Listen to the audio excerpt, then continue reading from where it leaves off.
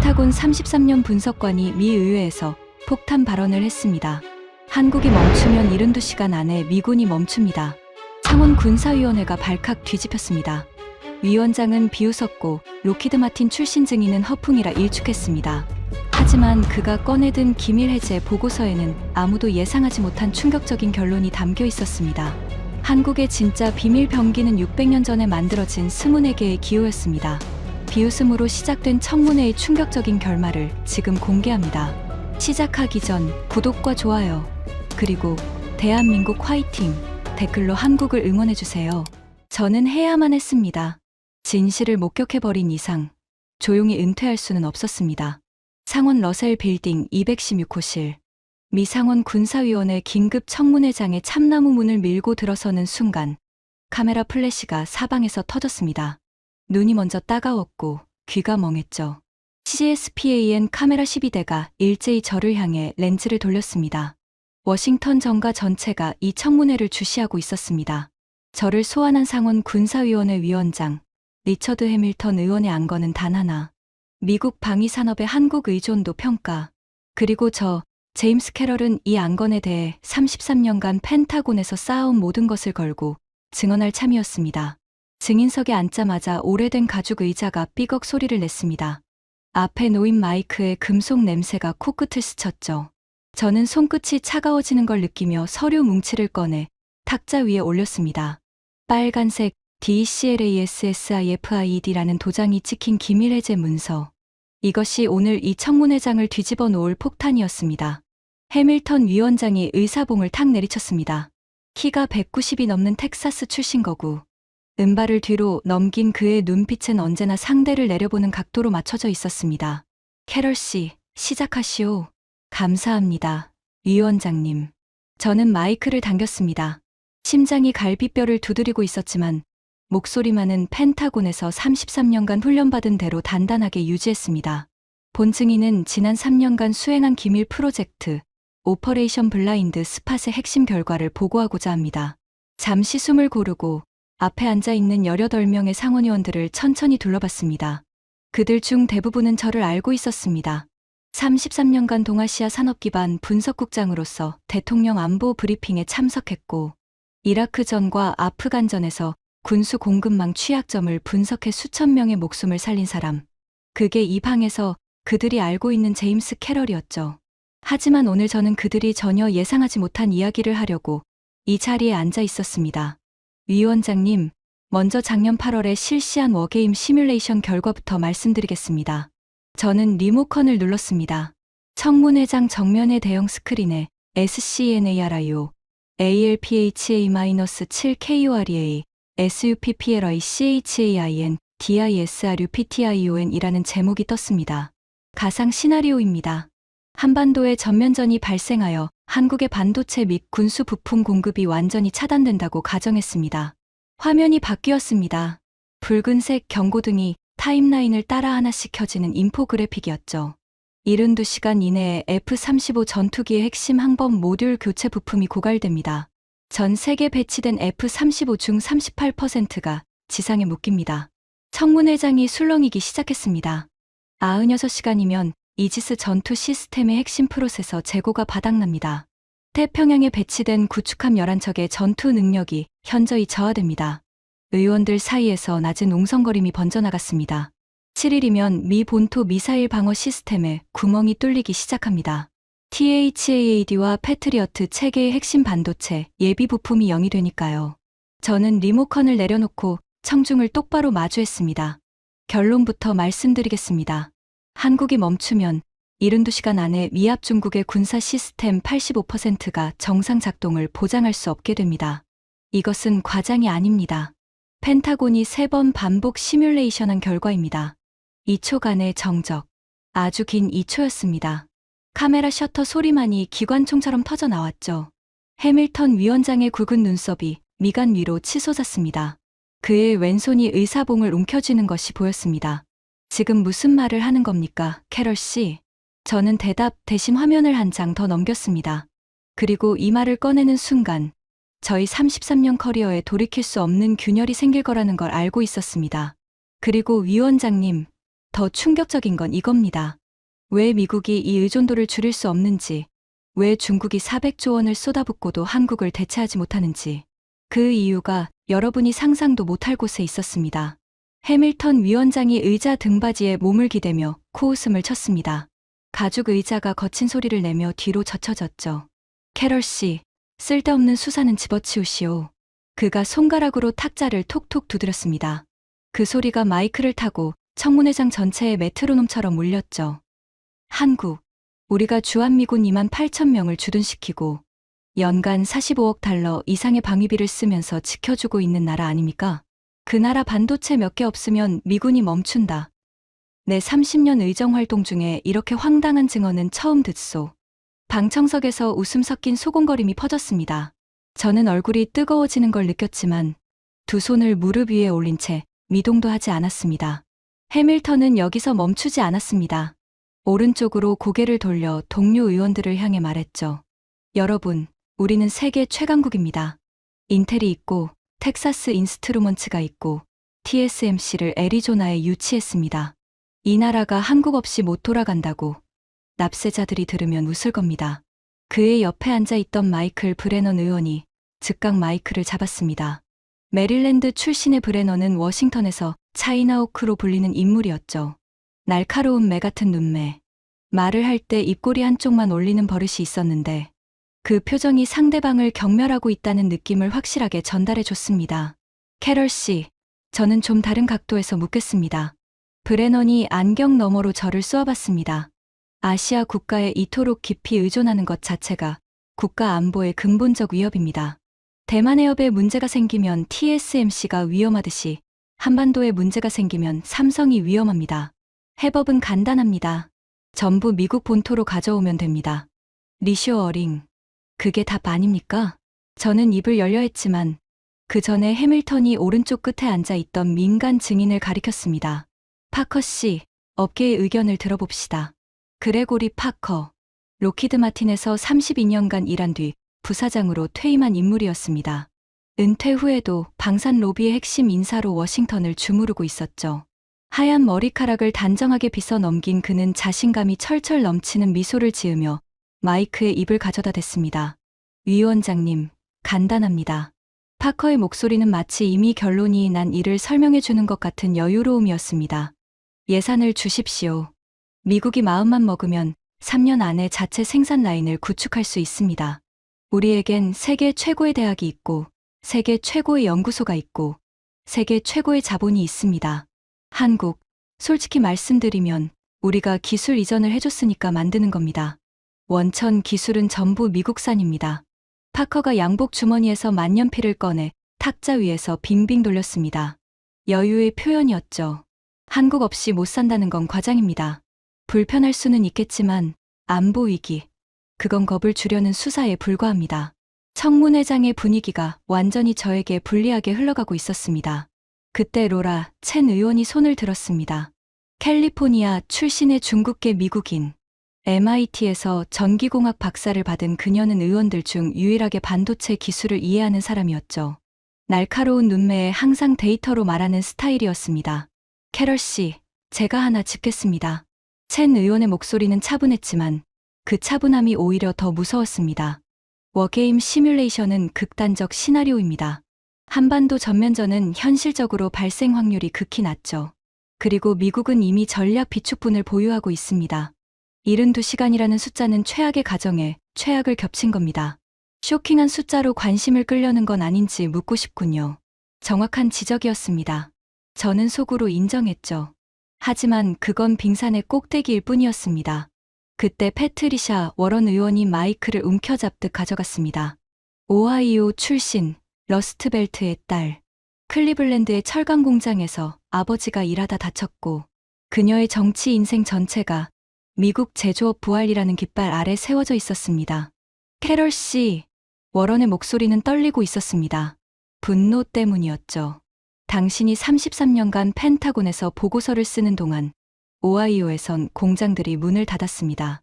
미시간에선 노동자들이 일자리를 잃었고요.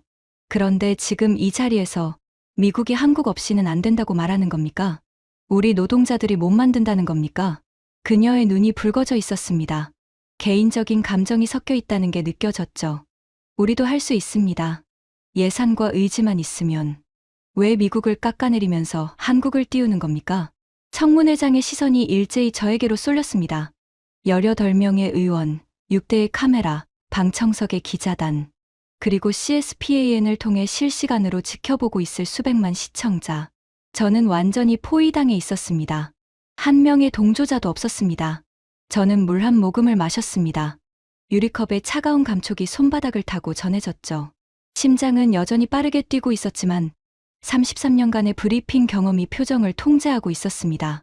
워런 의원님의 심정을 충분히 이해합니다. 저는 천천히, 아주 천천히 말을 시작했습니다. 저도 미국인입니다. 미국이 한국 없이 안 된다는 말을 하고 싶어서 이 자리에 온 게 아닙니다. 하지만 거짓말을 할 수는 없습니다. 33년간 데이터를 분석해 온 사람으로서 불편하더라도 진실을 말하는 것이 이 위원회와 이 나라에 대한 제 마지막 의무라고 생각합니다. 해밀턴이 손목시계를 힐끗 봤습니다. 지루하다는 표시였죠. 요점만 말하시오, 캐럴 씨. 네, 그러겠습니다. 저는 화면을 바꿨습니다. 이번에는 중국 반도체 산업의 투자, 규모를 나타내는 막대 그래프였습니다. 파커 씨께서 예산을 주면 된다고 하셨습니다. 그러면 한 가지만 여쭙겠습니다. 저는 파커를 똑바로 쳐다봤습니다. 중국은 왜 실패했습니까? 파커의 만년필 돌리기가 멈췄습니다. 중국은 비펀드 1기, 2기, 3기를 합쳐 총 400조 원 이상을 반도체 굴기에 쏟아부었습니다. SMIC에만 수십조 원을 집중 투자했죠. 인력은 어떻습니까? 중국 공과대학 졸업생은 연간 470만 명입니다. 한국의 12배, 장비도 같습니다. 네덜란드의 ASML이 만드는 EUV 노광 장비를 사지 못해 발을 구르고 있지만 그 전 세대인 DUV 장비로도 7나노까지는 이론적으로 가능합니다. 저는 의원들을 천천히 둘러봤습니다. 돈도 있습니다. 인력도 있습니다. 장비도 최소한의 기반은 갖추고 있습니다. 하지만 결과는 어떻습니까? 화면에 새로운 데이터가 떴습니다. 현재 중국 SMIC의 최선단 공정은 7나노 수준에 머물러 있습니다. 삼성과 TSMC는 이미 3나노를 양산하고 2나노를 준비하고 있습니다. 격차가 좁혀지기는커녕 더 벌어지고 있습니다. 400조 원을 투입하고도 말입니다. 청문회장이 조용해졌습니다. 아까와는 다른 종류의 침묵이었죠. 브레넌 의원이 입을 열었습니다. 하지만 이번에는 아까의 날카로움이 살짝 무뎌져 있었습니다. 그건 EUV 장비 제재 때문 아닙니까? 미국이 수출을 막았으니까 못 따라오는 거지. 본질적인 차이는 아닐 겁니다. 좋은 지적입니다. 의원님. 저는 고개를 끄덕였습니다. 하지만 장비가 전부라면 ASML에서 같은 장비를 사는 인텔은 왜 삼성과 TSMC를 못 따라잡고 있습니까? 브레넌의 입이 멈췄습니다. 같은 EUV 장비입니다. 같은 실리콘 웨이퍼입니다. 같은 화학 약품을 씁니다. 그런데 같은 3나노 공정을 시도하면 한국이 14개월 만에 양산 수요를 잡는 것을 인텔은 아직도 허덕이고 있습니다. 이건 장비의 문제가 아닙니다. 저는 서류를 한 장 넘겼습니다. 돈의 문제도 아닙니다. 인력의 규모도 아닙니다. 그러면 뭡니까? 도대체 뭐가 다른 겁니까? 청문회장의 묘한 기류가 흐르기 시작했습니다. 아까까지 저를 비웃던 의원들의 표정에 미세한 균열이 생기고 있었죠. 비웃음은 여전했지만 그 아래에 호기심이라는 작은 불씨가 피어오르고 있었습니다. 캐럴 씨. 오른쪽 끝에서 처음으로 목소리가 나왔습니다. 데이비드 오코너 의원이었습니다. 버지니아 출신, 젠 해군 대령. 걸프전과 이라크전에서 이지스 구축함을 지휘한 실전군인 출신이었죠. 다른 의원들이 정치적 수사를 날리는 동안 그는 한마디도 하지 않고 팔짱을 낀 채 저를 관찰하고 있었습니다. 당신의 주장을 정리하면 이겁니까? 돈과 인력과 장비를 넘어서는 무언가가 한국에 있다. 네, 정확합니다. 오코너가 눈을 가늘게 떴습니다. 그 눈빛은 다른 의원들과 달랐습니다. 비웃음이 아니라 현장을 아는 사람 특유의 날카로운 탐색이었죠. 그 무언가가 뭡니까? 저는 숨을 한번 깊이 들이켰습니다. 등줄기에 땀이 한 줄기 흘러내렸습니다. 지금 이 말을 꺼내면 돌이킬 수 없다는 걸 알고 있었습니다. 하지만 진실 앞에서 비겁해지는 건 33년간 데이터만을 신봉해 온 분석관으로서 용납할 수 없는 일이었습니다. 오코너 의원님, 그리고 이 자리에 계신 모든 분들께 말씀드리겠습니다. 저는 기밀 해제 서류의 마지막 페이지를 펼쳤습니다. 거기에는 한 장의 사진이 붙어 있었습니다. 오래된 책의 한 페이지, 둥근 원과 직선, 네모난 기호들이 기하학적으로 배열된 그림. 제가 3년간의 조사 끝에 찾아낸 답은 돈도 기술도 인력도 아니었습니다. 해밀턴이 인상을 찌푸렸습니다. 브레넌이 팔짱을 꼈습니다. 파커가 만년필을 다시 돌리기 시작했습니다. 한국인들이 세계 반도체, 조선, 방산을 지배하는 비밀 병기는 600년 전에 만들어진 24개의 기호였습니다. 1초, 2초, 3초. 해밀턴이 먼저 터졌습니다. 콧방귀에 가까운 허탈한 웃음이었죠. 뭐라고? 브레넌도 고개를 저었습니다. 캐럴 씨, 지금 진심입니까? 파커가 만년필을 탁자에 내려놓으며 뒤로 젖혀졌습니다. 33년간 펜타곤에 있던 분이 이런 말씀을 하시다니. 은퇴하시길 잘하셨군요. 방청석에서 웃음이 터져 나왔습니다. 카메라 플래시가 미친 듯이 번쩍였죠. 하지만 저는 미동도 하지 않았습니다. 이 반응을 예상하고 있었으니까요. 아니, 정확히 말하면 이 반응을 원하고 있었습니다. 왜냐하면 그들이 비웃으면 비웃을수록 제가 보여줄 증거의 무게가 더 무거워질 테니까요. 저는 리모컨을 집어들었습니다. 위원장님, 웃으실 시간이 있으시다면 잠시만 제 다음 슬라이드를 봐주시기 바랍니다. 제가 직접 한국의 해군 조선소와 반도체 팹에서 목격한 것을 보여드리겠습니다. 그리고 CIA 언어분석팀이 작성한 기밀 보고서도요. 저는 잠시 말을 멈추고 해밀턴의 눈을 똑바로 마주했습니다. 그 뒤에도 웃으실 수 있다면 저는 기꺼이 이 증인석을 떠나겠습니다. 청문회장의 웃음이 잦아들었습니다. 해밀턴의 표정이 굳어졌죠. 그는 33년간 펜타곤에 있었던 사람이 허튼 소리를 하러 이 자리에 왔을 리 없다는 걸 알고 있었습니다. 계속하시오. 해밀턴의 목소리가 한 톤 낮아져 있었습니다. 더 이상 비웃음이 아니었죠. 경계였습니다. 저는 속으로 생각했습니다. 좋습니다. 위원장님. 지금부터가 진짜입니다. 서류를 덮고 화면을 넘기기 전에 마지막으로 청문회장을 둘러봤습니다. 18명의 의원, 카메라 뒤에 수백만 시청자, 그리고 어딘가에서 이 중계를 보고 있을 한국의 엔지니어들. 그 엔지니어들은 아마 모를 겁니다. 자신들이 매일 숨 쉬듯 사용하는 그것이 이 행성에서 가장 무서운 산업 병기라는 사실을 3년 전 저도 몰랐으니까요. 3년 전 여름, 저는 한국행 군용기에 몸을 실었습니다. 오퍼레이션 블라인드 스팟. 표면적으로는 동맹국 군수산업기반 실태 평가라는 이름이 붙어 있었지만 진짜 목적은 따로 있었습니다. 중국의 군사력이 폭발적으로 성장하는 상황에서 한국의 방위산업이 과연 미국의 전략적 자산인지 아니면 대체 가능한 부품인지를 판단하라는 게 국방장관의 직접 지시였죠. 솔직히 말씀드리면 저는 답을 이미 알고 있다고 생각했습니다. 대체 가능하다.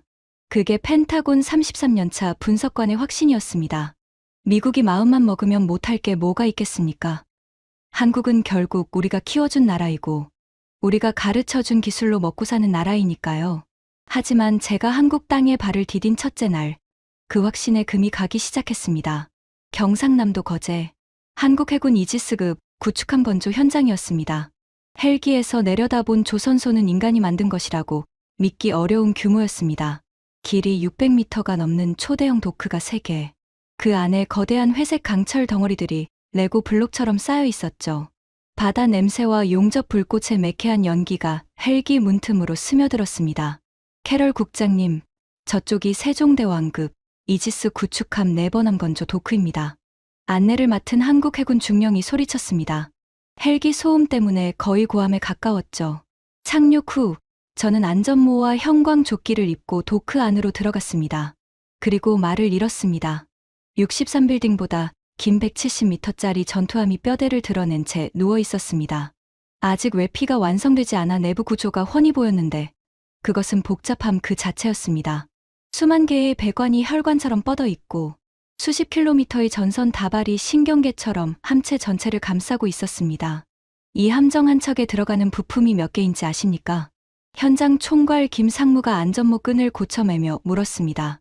구릿빛 피부에 눈과 주름이 깊게 패인 바다와 쇠를 동시에 다뤄온 사람의 얼굴이었죠. 항공모함이 600만 개 정도라고 들었으니 구축함이면 200만 개 정도? 480만 개입니다. 저는 귀를 의심했습니다.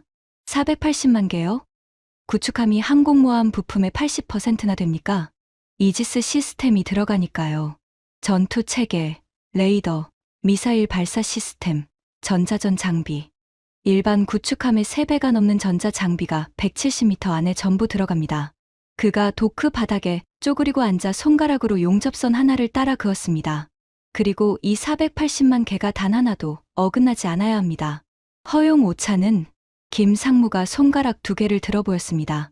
하지만 제가 예상한 숫자가 아니었죠.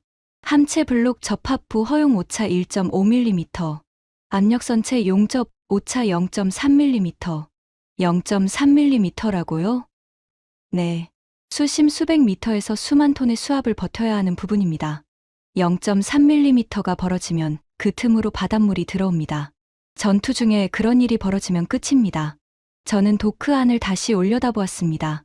170m짜리 강철 괴물, 480만 개의 부품, 0.3mm의 오차. 이 3가지 숫자가 머릿속에서 빙빙 돌았습니다. 미국 해군 조선소와 비교해봐도 될까요? 저는 조심스럽게 물었습니다. 같은 이지스 구축함인 알레이버크급을 만드는 미시시피주 잉걸스 조선소를 떠올리고 있었죠. 비교하시면 저희가 좀 민망합니다. 김 상무가 씁쓸하게 웃었습니다. 뭐가 민망합니까? 알레이버크급 한 척 건조에 5년 걸리죠. 저희는 세종대왕급을 3년 안에 진수시킵니다. 부품 수는 저희가 더 많은데도요. 저는 입을 다물 수밖에 없었습니다.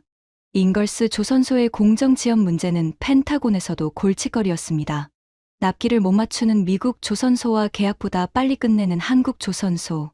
같은 이지스 시스템을 탑재하는데 속도는 2배 가까이 차이가 났습니다. 어떻게 가능합니까? 김 상무의 대답은 단순했습니다. 쪼갭니다. 쪼갠다고요? 네. 함정을 420개의 블록으로 나눕니다. 각 블록을 별도의 라인에서 동시에 만들고 마지막에 도크로 가져와서 조립합니다. 저희는 그걸 메가 블록 공법이라고 부릅니다. 그는 도크 한쪽에 쌓여있는 아파트 3층 높이의 강철 덩어리들을 가리켰습니다. 저 블록 하나가 80톤에서 300톤까지 나갑니다. 저걸 크레인으로 들어 올려서 정확한 위치에 내려놓고 용접으로 이어 붙입니다. 300톤짜리 쇠덩어리를 내려놓는데 오차가 1.5mm라고요? 그렇습니다. 저는 솔직히 믿기 어려웠습니다. 쇠는 온도에 따라 팽창하고 수축합니다. 여름과 겨울의 길이 차이만 수 센티미터가 넘죠. 그런데 1.5mm 오차로 420개를 조립한다. 미국 잉걸스 조선소의 블록 접합 오차가 얼마인지 아십니까? 제가 물었습니다. 4mm에서 6mm 사이로 알고 있습니다. 김 상무가 담담하게 대답했습니다. 자랑도 비하도 아닌 그냥 사실을 말하는 톤이었죠. 저희 3배에서 4배. 같은 이지스함을 만드는데 정밀도가 4배 차이. 이건 장비의 차이가 아니었습니다. 크레인은 비슷한 걸 씁니다. 용접 장비도 같은 회사 제품이죠. 그러면 뭐가 다른 겁니까? 김 상무, 솔직히 물어보겠습니다. 같은 장비를 써도 이 정밀도가 나옵니까? 그가 잠시 생각하더니 고개를 기울였습니다. 장비보다는 사람이죠. 저희 용접공들은 도면을 보면 머릿속에서 3D로 펼쳐집니다. 이 배관이 저쪽으로 꺾이면 3m 뒤에서 케이블 트레이랑 간섭이 생기겠구나 하는 감각이 있어요. 480만 개의 부품이 최종적으로 어떤 모양이 되어야 하는지를 전체적으로 조감하는 능력이랄까요. 그 능력이 어디서 옵니까? 김 상무가 잠시 하늘을 올려다봤습니다. 도크 위로 보이는 파란 하늘에서 답을 찾는 것처럼. 글쎄요. 저도 정확히는 모릅니다. 다만 저희는 어릴 때부터 복잡한 걸 쪼개고 조립하는 데 익숙하니까요. 뭐랄까, 밥을 먹고 숨을 쉬듯이 자연스럽게. 그때는 그 말의 진짜 의미를 몰랐습니다. 그냥 현장 베테랑의 경험담이라고 생각하고 넘겼죠. 하지만 그 말, 쪼개고 조립하는 데 익숙하다는 표현은 제 머릿속 어딘가에 모처럼 박혀버렸습니다. 다음 날 저는 정반대의 세계로 이동했습니다. 경기도 평택, 삼성전자 반도체 캠퍼스. 거제 조선소가 강철과 불꽃의 세계였다면 이곳은 빛과 침묵의 세계였습니다. 방진복을 입는 데만 20분이 걸렸습니다. 머리부터 발끝까지 하얀 우주복 같은 옷을 뒤집어 쓰고 에어샤워, 부스에서 강한 바람을 맞았습니다. 피부 각질 하나, 머리카락 한 올도 용납되지 않는 곳. 클린룸의 청정도는 우주 정거장보다 1000배 깨끗했습니다. 문이 열리자 저는 숨이 막혔습니다. 축구장 30개를 이어붙인 것 같은 광활한 공간. 천장에는 수천 대의 웨이퍼 이송 장치가 레일을 타고 유령처럼 소리 없이 이동하고 있었습니다. 노란빛 조명 아래 수조 원짜리 장비들이 신전의 기둥처럼 도열해 있었죠. 사람은 거의 보이지 않았습니다. 오직 기계들의 낮은 진동만이 바닥을 통해 발바닥으로 전해져 올 뿐이었습니다. 여기가 3나노 GAA 공정 라인입니다. 안내를 맡은 이수석 엔지니어가 유리창 너머를 가리키며 말했습니다. 3나노라면 머리카락 굵기의 몇 분의 1입니까? 약 25,000분의 1입니다. 원자 15개 정도를 나란히 놓은 두께죠. 저는 현기증이 났습니다. 원자 15개. 그건 인간의 손으로 다룰 수 있는 영역이 아니었습니다. 그 안에 트랜지스터가 몇 개 들어갑니까? 최신 모바일 프로세서 기준으로 손톱만 한 칩 하나에 약 200억 개입니다. 200억 개의 스위치가 3나노 두께의 층 위에 단 하나도 어긋나지 않고 배열되어야 합니다. 하나라도 제 위치를 벗어나면 칩 전체가 불량이 되죠. 수율은 어떻습니까? 현재 양산 수율 87% 이상입니다. 저는 펜타곤에서 입수한 인텔의 내부 자료를 떠올렸습니다. 같은 3나노 공정에서 인텔의 수율은 60%대 초반에 머물러 있었습니다. TSMC도 80%대를 겨우 넘긴 수준이었죠. 실례지만 같은 장비를 쓰는 인텔의 수율은 아시죠? 이수석이 미세하게 미소를 지었습니다. 대답 대신 미소. 그 자체가 답이었습니다. 저는 이수석에게 물었습니다. 이수석, 솔직히 알고 싶습니다. 같은 ASML 장비, 같은 실리콘 웨이퍼, 같은 화학약품. 뭐가 다릅니까? 이수석이 잠시 생각하더니 입을 열었습니다. 램프업 속도입니다. 램프업? 새로운 공정을 도입한 후 양산 수율에 도달하기까지 걸리는 시간이요.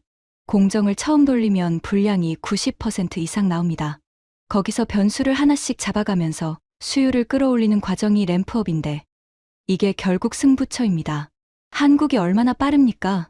3나노 공정 기준으로 저희는 양산 수율 80%를 14개월 만에 달성했습니다. 경쟁사는? 이수석이 조심스럽게 말했습니다. TSMC가 18개월, 인텔은 아직 달성하지 못한 걸로 알고 있습니다. 14개월 대 18개월. 4개월의 차이. 숫자로 보면 작아 보이지만 반도체 산업에서 4개월은 수조 원의 매출 차이를 만듭니다. 선점한 쪽이 시장을 먹고 늦은 쪽은 가격 경쟁에 말려들죠. 그 속도의 비밀이 뭡니까? 밤새 일하는 겁니까? 이수석이 고개를 저었습니다. 램프업은 체력전이 아닙니다. 3나노 공정에는 변수가 3000개 이상 있습니다. 온도, 압력, 가스 유량, 노광 시간, 에칭 깊이. 이 변수들이 서로 얽혀 있어서 하나를 바꾸면 다른 10개가 영향을 받습니다. 결국 3000개의 변수를 동시에 최적화하는 다변수 연립방정식을 푸는 겁니다. 그리고 한국 엔지니어들이 그걸 더 빨리 풉니까? 네, 확실히 그렇습니다. 저는 여기서 결정적인 테스트를 떠올렸습니다. 청문회장의 스크린을 바꿨죠. 위원장님, 여기서 제가 직접 설계한 실험 결과를 보여드리겠습니다. 화면에 JUINT-TCHNICAL, EVALUATION, 23에 7이라는 기밀 해제 도장이 찍힌 보고서 표지가 떴습니다. 저는 한국 체류 기관 중 한미합동기술평가를 직접 설계하고 참관했습니다. 양국에서 동일한 조건의 엔지니어 팀을 구성했습니다. 저는 서류를 읽어 내려갔습니다. 한국팀 삼성전자와 하나오션에서 차출한 엔지니어 8명, 평균 경력 11년. 미국팀 인텔과 잉걸스 조선소에서 차출한 엔지니어 8명, 평균 경력 13년. 학력은 MIT, 칼텍, 조지아텍 출신으로 미국팀이 오히려 우위였습니다. 과제는 동일했습니다. 고의로 결함을 삽입한 3나노 공정 데이터셋에서 불량 원인 7개를 찾아내고 최적 공정 조건을 재설계하시오. 해밀턴이 몸을 앞으로 기울였습니다. 군인 출신은 아니지만 경쟁이라는 단어에는 본능적으로 반응하는 사람이었죠. 결과가 어떻게 됐소? 저는 숫자를 천천히 읽었습니다. 한국팀 완료 시간 4시간 12분. 불량 원인 7개 전부 정확히 식별. 재설계 공정의 시뮬레이션 수율 91%. 잠시 멈추고 다음 줄을 읽었습니다. 미국팀 완료 시간 19시간 47분. 불량 원인 7개 중 5개 식별. 나머지 2개는 시간 내 미발견. 재설계 공정의 시뮬레이션 수율 73%. 청문회장이 쥐 죽은 듯 조용해졌습니다. 4시간 대 19시간. 거의 5배의 속도 차이. 파커의 얼굴이 붉어지기 시작했습니다.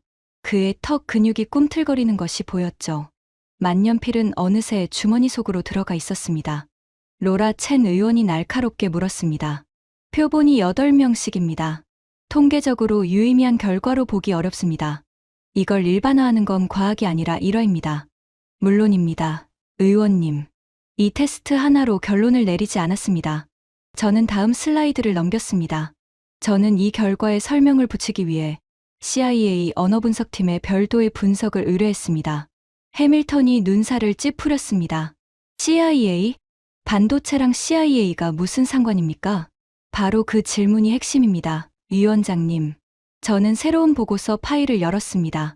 표지에는 CIA, DIREC, TORAT, OFSCINC, and TCHNOLOGY라는 글자와 함께 OPERATION, ROSETTA, LINGUISTIC, ARCHITCTURE, AND, INDUSTRIALCOGNITIVE, PERFORMANC라는 기밀 프로젝트명이 적혀 있었습니다. 오퍼레이션 로제타, 로제타석에서 따온 이름입니다. 고대 이집트의 상형 문자를 해독하는 열쇠가 되었던 그 돌. 저는 한국의 산업 지배력을 해독하는 열쇠를 찾아달라고 CIA에 요청했고, 그들은 아무도 예상치 못한 곳에서 답을 찾아왔습니다. 위원장님, 그리고 위원 여러분. 저는 천천히, 그리고 명확하게 말했습니다. CIA 언어분석팀은 세계 주요 산업국가 12개국의 엔지니어, 인지 능력 데이터를 교차 분석했습니다. 문제 분해 속도, 패턴 인식 능력, 복잡계 최적화 능력, 그리고 공간 지각 능력, 4개 지표를 측정했죠. 화면에 12개국의 막대 그래프가 나타났습니다. 미국 엔지니어의 평균 종합 점수를 100으로 놓았을 때 독일 104, 일본 108, 대만 112점, 그리고 한국은 137이었습니다. 첸 의원의 펜이 멈췄습니다. 137이라고요? 2위와도 25점 차이입니까? 네. 그리고 이 격차는 특히 문제 분해 속도와 공간 지각 능력에서 극단적으로 벌어졌습니다. 저는 다음 그래프를 보여줬습니다. 문제 분해 속도, 즉 복잡한 문제를 최소 단위로 쪼개는 능력에서 한국은 미국의 1.6배, 공간 지각, 즉 2차원 도면을 보고 3차원 구조를 머릿속에서 재구성하는 능력에서 한국은 미국의 1.8배였습니다. 청문회장이 웅성거리기 시작했습니다. 브레넌 의원이 팔짱을 풀고 몸을 앞으로 기울였죠. CIA가 왜 이런 분석을 합니까? 이건 교육학이나 심리학의 영역 아닙니까? 의원님, CIA에는 적국뿐만 아니라 동맹국의 산업 능력을 분석하는 과학기술국이 있습니다. 적을 알기 위해선 아군도 알아야 하니까요. 그리고 이 팀은 한국 엔지니어들의 인지 능력이 왜 비정상적으로 높은지를 추적하기 시작했습니다. 저는 심호흡을 했습니다. 지금부터가 이 청문회의 진짜 전환점이었습니다. 처음에는 교육 시스템을 의심했습니다. 한국의 살인적인 입시 교육이 엔지니어의 두뇌를 단련시켰을 거라고 가정했죠. 하지만 같은 수준의 입시 경쟁을 하는 일본과 중국의 점수는 한국에 한참 못 미쳤습니다. 그 다음은 유전적 요인을 확인했습니다. 하지만 한국계 미국인 엔지니어의 점수는 한국 본토 엔지니어보다 15점이나 낮았습니다. 같은 유전자인데 환경이 바뀌니 점수가 떨어진 겁니다. 유전이 아니라 환경이라는 뜻이죠. IQ도 배제했습니다. 한국의 평균 IQ는 세계 상위권이지만 일본과 대만도 비슷합니다. IQ로는 25점 격차를 설명할 수 없었습니다. 저는 보고서를 한 장 넘겼습니다. 그래서 CIA 분석팀은 마지막 남은 변수를 조사했습니다. 12개국 엔지니어들이 공통적으로 공유하지 않으면서 한국만 가지고 있는 유일한 차이점. 그것은 언어였습니다. 해밀턴이 입을 열려다 닫았습니다. 무슨 말이 나올지 이미 짐작한 듯한 표정이었죠. 구체적으로 말하면 문자 체계였습니다. 저는 스크린에 3개 주요 문자들을 나란히 띄웠습니다. 알파벳, 한자, 히라가나, 아랍 문자, 키릴 문자, 그리고 한글. CIA 분석팀 수석인 매튜 와이즈 박사는 보고서에 이렇게 적었습니다. 저는 보고서를 읽었습니다. 한국어의 문자 체계인 한글은 세계의 모든 주요 문자 중 유일하게 알고리즘적 구조를 가지고 있다. 이것은 한국인의 인지 훈련에 심대한 영향을 미치며 이 훈련 효과는 산업 현장에서의 문제 분해 및 시스템 설계 능력으로 직접 전이된다. 청문회장에서 웃음이 터졌습니다. 예상했던 반응이었죠. 하지만 아까처럼 여유로운 웃음이 아니라 어딘가 불편한 웃음이었습니다. 해밀턴이 손바닥으로 탁자를 내리쳤습니다. 캐럴 씨, 아까 말한 600년 된 기호가 이겁니까? CIA 보고서에 문자 이야기가 나온다고? 네, 이 위원장님. 그러니까 한국인들이 반도체를 잘 만드는 이유가 글자 때문이라는 거요? 정확히 그렇습니다. 해밀턴이 허탈하게 웃었습니다. 하지만 웃음이 끝난 뒤에도 저를 쳐다보는 눈빛에는 아까와 다른 무언가가 섞여 있었습니다. 설명해 보시오. 저는 리모컨을 눌렀습니다. 스크린에 한글의 구조가 크게 떠올랐습니다.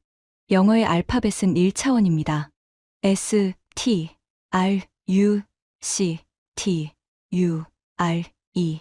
글자를 왼쪽에서 오른쪽으로 쭉 나열합니다. 자음과 모음 사이에 논리적 관계가 없습니다. A는 어떤 단어에서 A로, 어떤 단어에서는 E로, 또 어떤 단어에서는 A로 발음됩니다. 불규칙의 바다입니다.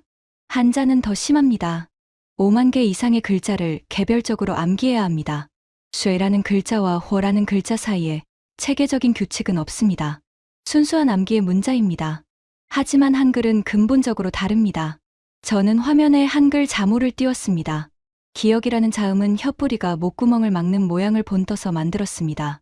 여기에 획을 하나 더하면 키읔이 됩니다. 발음이 세지는 겁니다. 또 획을 더하면 기역 쌍기역이 됩니다. 이것은 나열이 아닙니다. 이것은 알고리즘입니다. 기본 모듈의 규칙을 적용하면 파생 모듈이 자동으로 생성되는 구조. 현대 프로그래밍에서 객체 지향 설계를 할 때 쓰는 상속이라는 개념과 구조적으로 동일합니다. 오코너 의원이 몸을 앞으로 기울였습니다. 그의 눈빛이 달라져 있었죠. 잠깐, 그러면 한글은 자음 14개와 모음 10개만 알면 조합으로 모든 글자를 만들 수 있다는 뜻입니까? 정확합니다. 의원님. 24개의 기본 부품으로 1172개의 완성된 글자를 조립할 수 있습니다. 그리고 가장 중요한 건 이겁니다. 저는 화면에 한글 글자 하나를 크게 띄웠습니다. 한이라는 글자를 보십시오. 위에 히읗, 가운데 아, 아래 니은. 3개의 부품이 위, 가운데, 아래로 적층되어 하나의 모듈을 이룹니다. 영어는 옆으로 나열합니다. 1차원이죠. 하지만 한글은 위아래로 쌓습니다. 2차원, 아니 3차원적 조립입니다. 이것은 정확히 반도체의 3D 낸드 플래시에서 셀을 수직으로 쌓는 적층 공정과 조선소에서 블록을 입체적으로 조립하는 모듈 공법과 구조적으로 동일합니다. 청문회장의 웃음이 완전히 사라졌습니다. 오코너 의원이 중얼거렸습니다. 그러니까 한국인들은 글자를 쓸 때마다 이 조립 훈련을 하고 있다는 겁니까? 매일, 매 순간, 5천만 명 전원이 600년 동안. 예상대로 로라 첸 의원이 즉각 반격에 나섰습니다. 캐럴 씨, 그녀의 목소리는 수수용 메스처럼 차갑고 정확했습니다. 흥미로운 이론입니다. 하지만 과학자로서 지적하겠습니다. 당신이 보여준 건 상관관계입니다. 인과관계가 아닙니다. 첸 의원이 안경을 고쳤으며 날카롭게 따졌습니다. 한국인이 한글을 쓰고 한국인이 반도체를 잘 만든다. 이 두 사실이 동시에 존재한다고 해서 한글 때문에 반도체를 잘 만든다고 결론 짓는 건 논리적 비약입니다.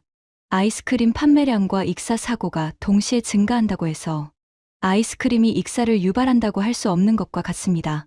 정확한 반박이었습니다. 청문회장의 분위기가 다시 첸 의원 쪽으로 기울었습니다. 의원들이 고개를 끄덕였죠. 훌륭한 지적입니다, 의원님. 저는 진심으로 인정했습니다. 그래서 CIA 분석팀은 인과관계를 증명하기 위해 3가지 검증을 추가로 수행했습니다. 저는 화면을 바꿨습니다. 첫 번째, 한국계 미국인 통제 실험입니다. 같은 유전자, 같은 민족이지만 영어를 주 언어로 사용하는 한국계 미국인 엔지니어 집단을 측정했습니다. 결과, 문제분의 속도는 한국 본토 엔지니어의 72% 수준이었고 미국 평균과 큰 차이가 없었습니다. 한글을 일상적으로 사용하지 않는 한국인은 한국인 특유의 인지, 우위를 보이지 않았습니다. 유전이 아니라 문자 사용 환경이 변수라는 뜻입니다. 첸 의원의 펜이 다시 움직이기 시작했습니다. 메모를 하고 있었죠. 두 번째, 역사적 패턴 검증입니다. 저는 새로운 슬라이드를 띄웠습니다. 1960년대 한국의 흑백 사진이었습니다. 한국이 본격적으로 산업화를 시작한 1960년대를 보겠습니다. 당시 한국의 문맹률은 거의 제로였습니다. 세종대왕이 한글을 만든 근본적인 이유가 뭐였습니까? 백성 누구나 하루 만에 배울 수 있는 문자를 만드는 것이었습니다. 실제로 그렇게 됐죠.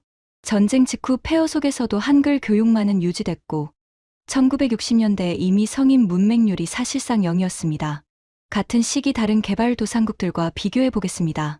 인도의 문맹률은 72%, 이집트 74%, 브라질 40%, 심지어 중국도 33%였습니다. 이 나라들에게 아무리 기술 매뉴얼을 넘겨줘도 읽을 수 있는 인력풀 자체가 부족했습니다. 하지만 한국은 달랐습니다. 5천만 국민 전원이 매뉴얼을 읽을 수 있었습니다. 그것도 세계에서 가장 체계적인 문자로. 저는 여기서 결정적인 에피소드를 꺼냈습니다. 1970년대 포항제철 건설 당시의 기록을 보여드리겠습니다. 화면에 오래된 공장 사진이 떴습니다.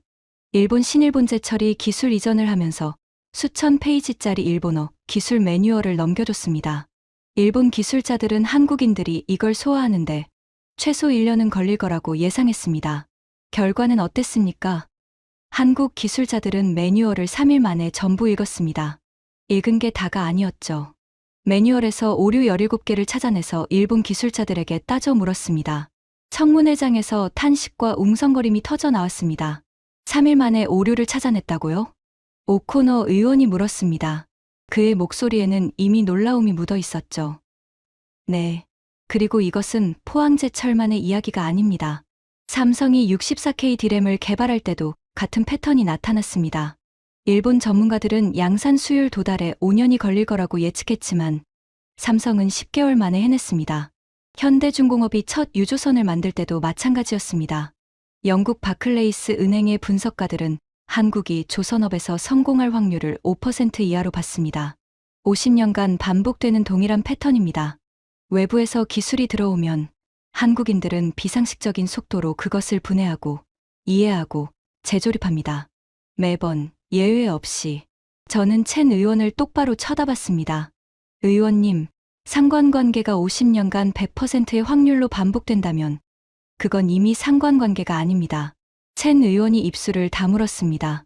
반박하려다 멈춘 것이 아니라 생각에 빠진 표정이었죠. 세 번째, 표준화 적응 속도 비교입니다. 저는 마지막 데이터를 띄웠습니다. 국제표준화기구가 새로운 산업표준을 발표하면 그것을 자국 산업에 적용하는데 걸리는 시간을 국가별로 비교했습니다. ISO 9001 기준 독일 평균 14개월, 일본 11개월, 미국 16개월, 한국은 7개월이었습니다. 방산 분야는 더 극적입니다. 나토 호환 규격 인증에서 한국은 평균 달성 시간이 유럽 국가들의 절반도 안 됩니다. 폴란드가 한국산 K2 전차를 선택한 이유 중 하나가 바로 이겁니다. 계약 체결 후 3개월 만에 첫 전차가 폴란드에 도착했습니다. 독일 레오파르트는 납기만 4년이었죠. 워런 의원이 처음으로 입을 다물고 메모를 하기 시작했습니다. 아까까지 미국 노동자가 못 만든다는 겁니까? 라며 감정적으로 반발하던 그녀가 지금은 숫자를 적고 있었습니다. 오코너 의원이 천천히 고개를 끄덕였습니다. 캐럴 씨, 당신 말을 정리해 보겠습니다. 한글이라는 문자 시스템이 한국인의 두뇌에 복잡한 것을 쪼개고 조립하는 인지 회로를 설치했고 그 인지 회로가 반도체, 조선, 방산 등 복잡계 제조업에서 압도적인 성과로 이어졌다는 겁니까? 네, 의원님. 정확합니다. 그리고 이건 돈으로 살 수 없다? 그렇습니다. 중국이 400조를 쏟아부어도 안 되는 이유가 바로 이겁니다. 한자를 쓰는 14억 인구에게 아무리 돈을 줘도 한글이라는 인지, 운영체제가 없으면 한국의 램프업 속도를 따라잡을 수 없습니다. 해밀턴이 처음으로 반박 없이 저를 쳐다봤습니다. 비웃음도 경멸도 아닌 불편한 진지함이었습니다. 청문회가 시작된 지 2시간이 넘고 있었습니다. 청문회장의 공기가 처음과는 완전히 달라져 있었죠. 비웃음과 야유가 지배하던 공간에 긴장감과 불편한 침묵이 깔려 있었습니다. 저는 서류를 정리하다가 파일맨 아래에 끼워 놓은 빛바랜 봉투를 발견했습니다. 아니, 발견한 게 아니었죠. 처음부터 이 순간을 위해 가져온 것이었습니다. 위원장님, 잠시 개인적인 이야기를 해도 되겠습니까? 해밀턴이 손목시계를 보다가 고개를 끄덕였습니다. 저희 할아버지 패트릭 캐럴 상병은 1950년 한국전쟁에 참전했습니다. 청문회장이 조용해졌습니다. 미국 상원에서 참전 용사 이야기는 어떤 정치적 입장과도 무관하게 경의를 받는 주제였죠. 할아버지는 장진호 전투의 생존자였습니다. 영하 40도의 고원에서 중공군 12만 명에 포위된 해병 1만 5천 명 중 한 사람이었죠. 할아버지는 그 전투에서 양쪽 발가락 3개를 동상으로 잃었습니다. 저는 봉투를 천천히 열었습니다. 손끝이 떨리고 있었습니다. 33년간 펜타곤에서 감정을 억제하며 살아온 분석관의 손이 지금 이 순간만큼은 떨리는 것을 멈출 수 없었죠. 할아버지는 생전에 한국 이야기를 거의 하지 않았습니다.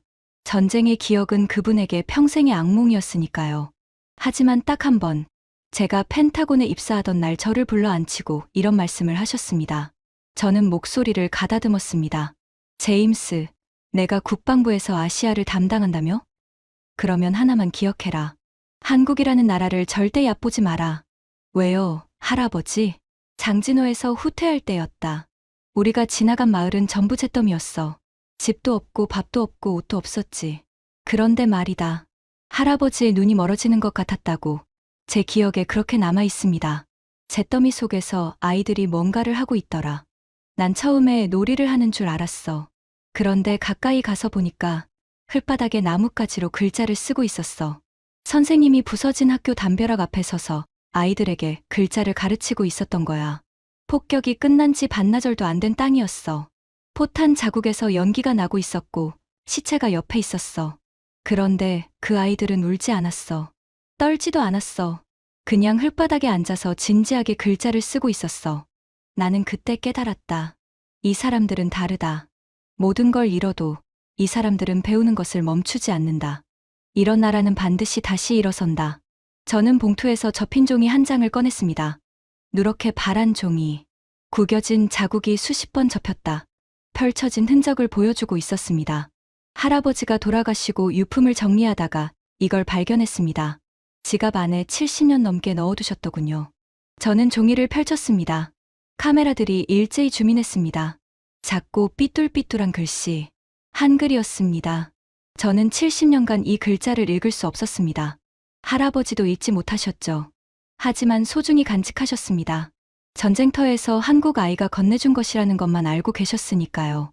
3년 전 한국 현장 조사를 갔을 때 통역관에게 부탁해서 이 편지를 처음 번역했습니다. 저는 번역문을 읽었습니다. 목소리가 갈라졌지만 상관없었습니다. 고마운 미국 군인 아저씨, 우리 마을이 불타서 이제 집이 없습니다. 하지만 선생님이 글자를 가르쳐 주셨습니다. 글자를 알면 무엇이든 다시 만들 수 있다고 하셨습니다. 아저씨가 다시 오실 때 우리 마을은 반드시 다시 세워져 있을 것입니다. 꼭 다시 와주세요. 청문회장이 정막에 잠겼습니다. 카메라 셔터 소리조차 멈춘 것 같았습니다. 글자를 알면 무엇이든 다시 만들 수 있다. 저는 그 문장을 반복했습니다. 1950년 전쟁터의 아이가 한 말입니다. 선생님에게 배운 말이겠죠. 하지만 이것은 600년 전 세종대왕이 한글을 만들며 품었던 철학과 정확히 같은 메시지입니다. 저는 종이를 들어보였습니다. 이 종이 위에 삐뚤삐뚤한 글자를 보십시오. 이것이 한글입니다. 전쟁 중에 폭격 직후에 잿더미 위에서도 아이가 배울 수 있을 만큼 쉬운 문자. 하지만 동시에 반도체 회로를 설계하고 전투함을 건조하고 전 세계 산업 표준을 가장 빠르게 흡수하는 시스템 사고를 두뇌에 설치하는 가장 강력한 문자. 워런 의원이 안경을 벗고 눈시울을 눌렀습니다. 아까까지 미국 노동자를 깎아내리지 마라고 외치던 그녀가 지금은 눈물을 참고 있었습니다. 전쟁의 아이, 잿더미 위의 교실. 그것은 미국인이라면 누구나 가슴이 먹먹해지는 장면이었으니까요. 오코너 의원이 마이크를 잡았습니다. 그의 목소리는 낮고 단단했습니다. 걸프전 이지스함 함장의 목소리였죠. 캐럴 씨, 나는 해군에서 30년을 복무하며 한국 해군과 수십 차례 합동훈련을 했습니다. 매번 느꼈던 게 하나 있었는데 오늘 당신 증언을 듣고 나서야 그게 뭐였는지 알겠습니다. 뭐였습니까, 의원님? 같은 작전 명령서를 주면 한국 해군은 우리보다 항상 두 수를 먼저 읽었습니다. 복잡한 다국적 합동, 기동 훈련에서 한국 함정이 항상 가장 먼저 진영을 완성했어요. 저는 그게 훈련량의 차이라고 생각했습니다. 하지만 지금 생각하면 그들은 작전 명령서를 읽는 방식 자체가 달랐던 겁니다. 전체를 쪼개서 읽고 동시에 재조립하는 방식. 당신이 말한 그 인지 회로가 현장에서 작동하는 걸 저는 30년간 보고도 몰랐던 겁니다. 오코너의 발언이 끝나자 청문회장의 공기가 변했습니다. 결정적으로 변했습니다. 워런 의원이 마이크를 당겼습니다. 눈가가 아직 붉었습니다. 캐럴 씨, 저는 아까 당신에게 무례했습니다. 저는 고개를 저었지만 그녀는 말을 이었습니다. 미국 제조업이 살아야 한다는 제 생각은 변함없습니다. 하지만 방금 보여주신 것은 돈과 정책만으로는 해결할 수 없는 영역이 있다는 거죠. 그리고 그 영역에서 한국이 600년간 앞서 있다는 것도요. 저는 가슴이 뜨거워지는 걸 느꼈습니다. 하지만 아직 끝이 아니었습니다. 가장 중요한 두 사람이 남아 있었으니까요. 해밀턴 위원장은 팔짱을 낀 채 입을 다물고 있었습니다. 그리고 로라 첸 의원은 메모장을 응시한 채 아무 말이 없었습니다. 이 두 사람을 움직이지 못하면 오늘의 증언은 감동적인 일화로 끝나고 말 겁니다. 정책은 바뀌지 않겠죠. 저는 마지막 카드를 꺼낼 준비를 했습니다. 로라 첸 의원이 먼저 움직였습니다. 그녀는 메모장을 덮고 안경을 벗어 탁자 위에 올렸습니다. 그리고 청문회가 시작된 이후 처음으로 서류가 아닌 저를 똑바로 쳐다봤습니다. 캐럴 씨. 그녀의 목소리에서 아까의 메스 같은 날카로움이 사라져 있었습니다. 대신 공학자 특유의 건조한 정직함만 남아 있었죠. 저는 MIT에서 전기공학을 공부했습니다. 반도체 설계로 박사를 받았고 실리콘밸리에서 8년간 칩을 만들었습니다. 그래서 솔직히 말하겠습니다. 청문회장이 숨을 죽였습니다.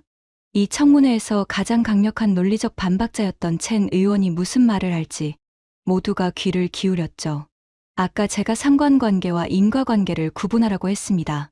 과학자로서 당연한 지적이었고 지금도 그 원칙 자체는 틀리지 않았다고 생각합니다. 그녀가 잠시 멈췄습니다. 하지만 그 한마디 뒤에 긴 침묵이 흘렀습니다. 한국계 미국인 통제 실험 데이터를 보고 나서 생각이 바뀌었습니다. 같은 유전자, 같은 민족인데 한글을 쓰지 않으면 인지 우위가 사라진다. 이건 유전도 교육도 아닌 문자 사용 환경이 변수라는 뜻입니다. 첸 의원이 메모장을 다시 펼쳤습니다. 그리고 제가 방금 계산해 봤습니다. 한국인이 하루에 글을 읽고 쓰는 평균 시간을 3시간으로 잡으면 20세까지 약 2만 시간입니다.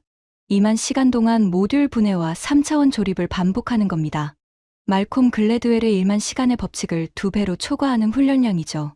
그녀가 저를 다시 쳐다봤습니다. 저는 실리콘밸리에서 한국인 엔지니어들과 함께 일했습니다.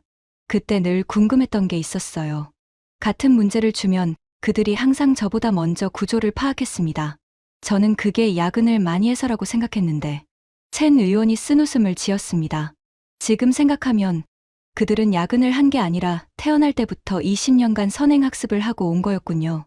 청문회장에서 낮은 웃음이 흘렀습니다. 하지만 비웃음이 아니었습니다. 수긍의 웃음이었죠. 캐럴 씨, 당신의 인과관계 증명이 완벽하다고는 아직 말하지 않겠습니다. 하지만 충분히 설득력이 있다는 건 인정합니다. 그리고 정책적으로 중요한 시사점이 있다는 것도요. 저는 가슴속에서 뜨거운 것이 치밀어 오르는 걸 느꼈습니다. 이 청문회에서 가장 무너뜨리기 어려웠던 벽이 금을 내기 시작한 겁니다. 그때 브레넌 의원이 움직였습니다. 저는 긴장했습니다. 차이나 오크, 아시아 전체를 불신하는 이 남자가 마지막 반격을 날릴 거라고 예상했죠. 하지만 브레넌은 마이크를 잡지 않았습니다.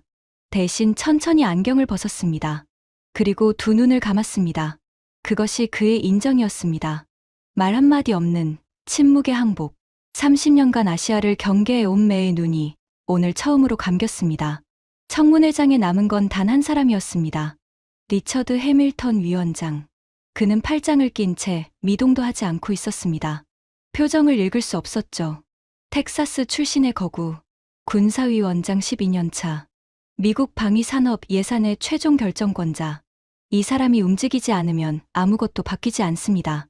캐럴 씨. 해밀턴의 목소리가 울렸습니다. 낮고 무겁고 천천히. 나는 텍사스의 목장에서 자랐소. 아버지에게 배운 건 두 가지요. 소를 다루는 법, 그리고 허풍을 구별하는 법. 청문회장이 긴장으로 팽팽해졌습니다. 오늘 자네 이야기를 2시간 넘게 들었소. 솔직히 처음에는 허풍이라고 생각했소. 600년 된 글자가 반도체의 비밀이라니 텍사스 바에서 했으면 맥주잔이 날아왔을 이야기요. 낮은 웃음이 퍼졌습니다. 하지만 해밀턴이 몸을 앞으로 기울였습니다.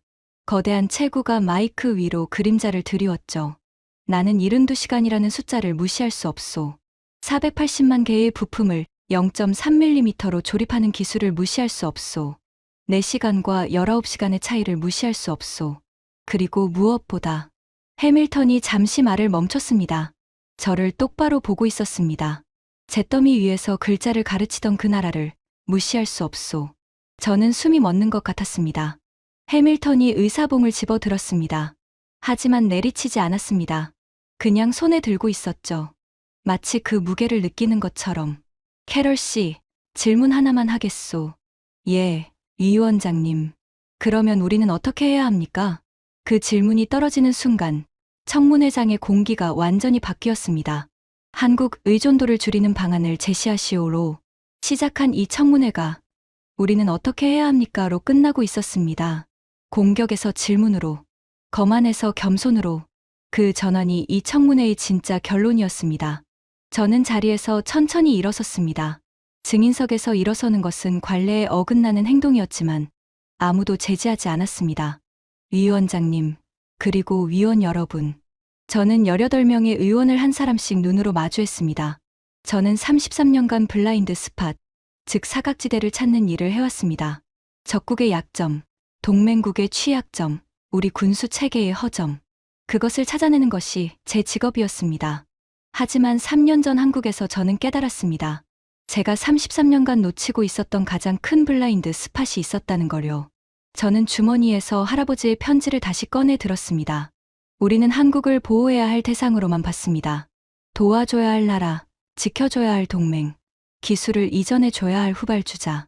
그것이 70년간 워싱턴의 시각이었습니다. 하지만 현실은 정반대였습니다. 저는 스크린을 가리켰습니다.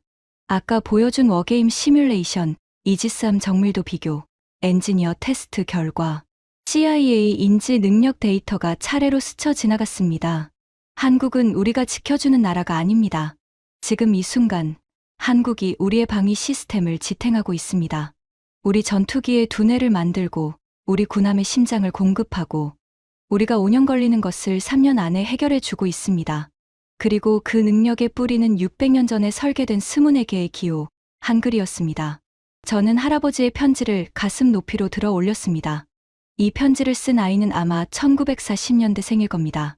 살아 계시다면 80대가 넘었겠죠. 그 아이가 자라서 무엇이 되었는지 저는 모릅니다.